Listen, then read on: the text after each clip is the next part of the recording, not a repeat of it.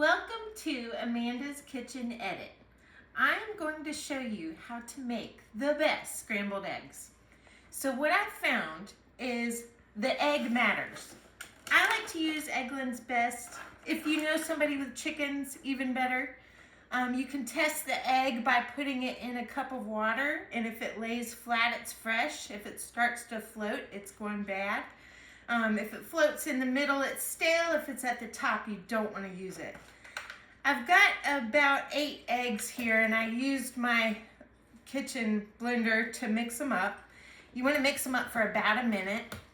And you want to use about half a tablespoon of butter per 2 eggs. It's a lot of butter. So I've got about 4 tablespoons, or 2 tablespoons of butter for my 8 eggs. I've melted the butter in a non-stick pan. Non-stick is crucial because No sticky. it will not work out if it's not a non-stick pan.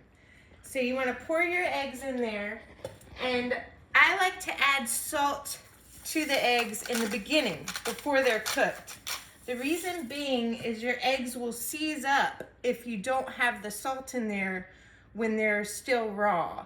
And so you'll get a much creamier egg. Raw. I've got the oven on a medium low. So right in between, I'm actually gonna pop it just below medium. And so the idea of this is low and slow. So you just wanna kind of stir your eggs around as they start to cook. Some tips that you might like to know. If you're cracking your eggs and you just happen to get a piece of a shard of egg in your eggs. Like an eggshell? Yes, like an eggshell. Thank you.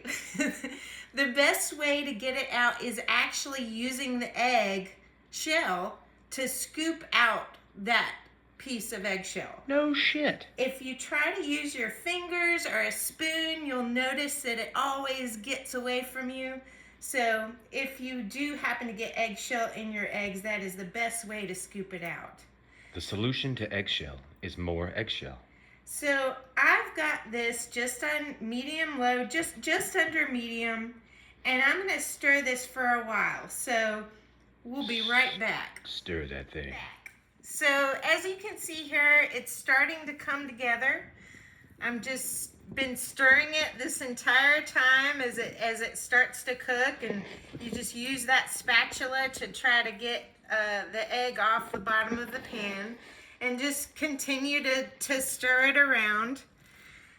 A tip that I've recently learned in my baking ventures and whatnot is room temperature eggs are always best.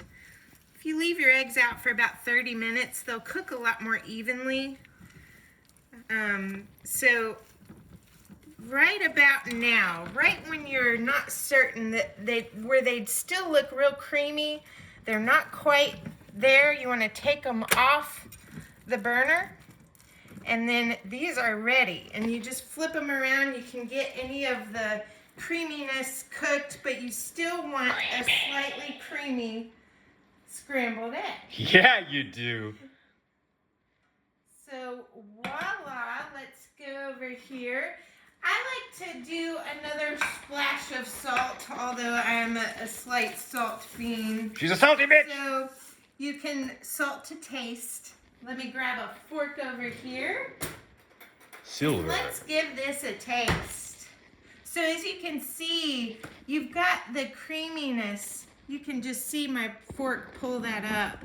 So Pull up that creaminess. have you ever noticed on movies, every time they cook eggs, they look awful? And I've never understood that. And so I do pride myself in a great scrambled egg. So here we go. Let's see how it tastes. Probably a lot better with a little bit of black pepper. So good. Yes. You can add pepper at this point if you want to. I usually don't like to do that until the end, but go ahead. Thank you for watching Amanda's Kitchen Edit. Y'all come back now.